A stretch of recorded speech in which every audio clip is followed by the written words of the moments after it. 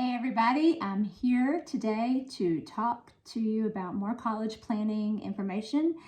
I'm having to sort of finagle this on me now, and then also I will turn it over to the computer as I show you and talk to you today about the Common Data Set. Now that may be something you've never heard of, so just to give you an idea of what that is, basically it's data that's been collected on a particular college. Not all colleges have this information. They are supposed to have this somewhere on the internet available for all of us, but its aim is to improve the accuracy and the quality of information we have on colleges.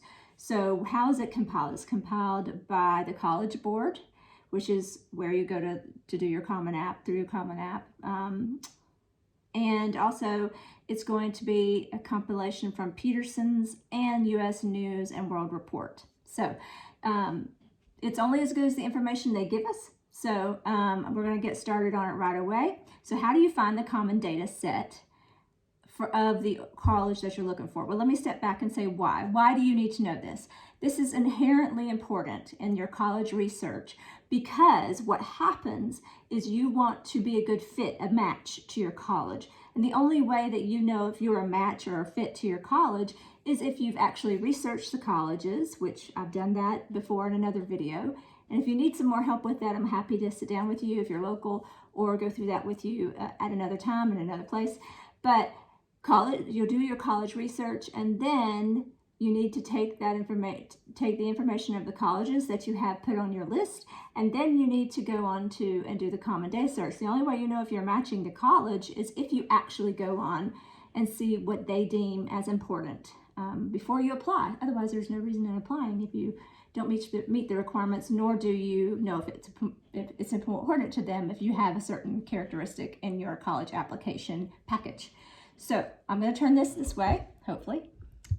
And it's going to be a little harder to see, but I'm just going to talk us through it. So we're going to look up East Carolina University Common Data Set. All I've done is do a search in the Google for East Carolina University Common Data Set. Most of the time that will give you what you need to know. So college plus common data set. So if you go in here, we're going to choose the college data site. It's usually the most accurate, and I still find from time to time it's still not accurate. So what that looks like is you'll see a site and it'll be facts and information, and it'll give you some idea of what you're looking at demographically for the school, how's their entrance, and the average GPA, stuff like this. So again, this might be 2 years old, but the things that we're looking for the common data set usually don't change. So this specific information is not primarily what we're looking for the common data set. You're going to go to admissions and click on that. This is where we're going. This is what we're looking for. And you get this little pop up every once in a while. So just click it out or say I'm not interested. So here you'll find out that they're rolling admission, which we'll know more about that later. What are their requirements for high school graduation, just to be able to attend and apply? It'll continue to give you some more additional information. This is the nuts and bolts of what we're looking for. So this is based on their selection of students. When you're sending in your college applications to that particular college, they're marking here what they deem as very important, considered, and not considered. And not all of them have to be checked or X'd. So let's go through it. So they deem rigor and your GPA as very important. They also deem an essay, which is basically required, very important. State residency, whether or not you reside in the state of North Carolina, very important. Over here in the important, class rank is the only one that's listed for importance. I'm sorry, my screen's a little dirty here. So considered, what is considered? The level of applicants' interest. And if you've heard me talk about emailing your admission counselor, this is important because they consider whether or not you've shown adequate interest in their university before they ever even get you an acceptance letter.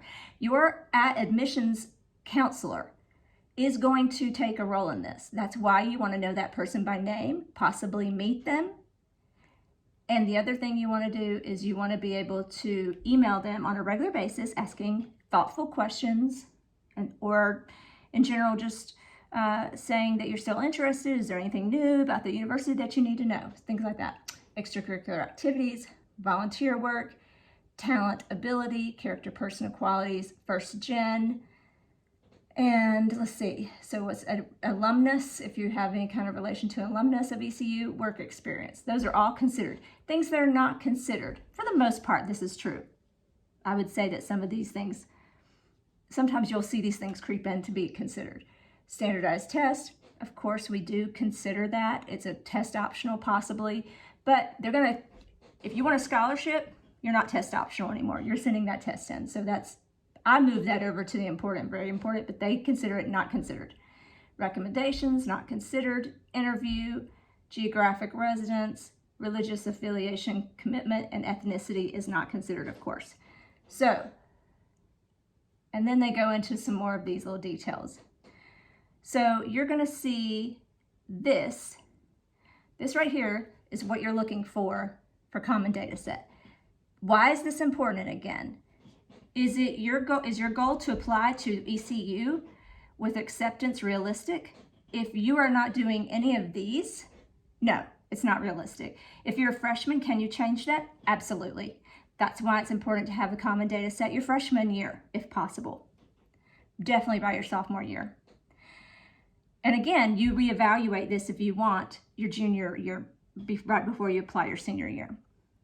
Can you make sure you match the school based on those things? Absolutely. If you have the time, you can. Again, I'm going to flip this over here to me.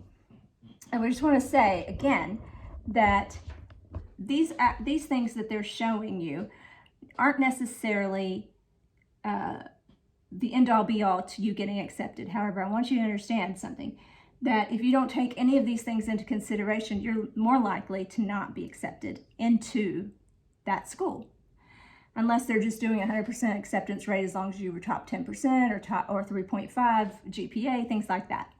So the next thing I will do is I'll come on with a common data set form to show you where you're putting this information.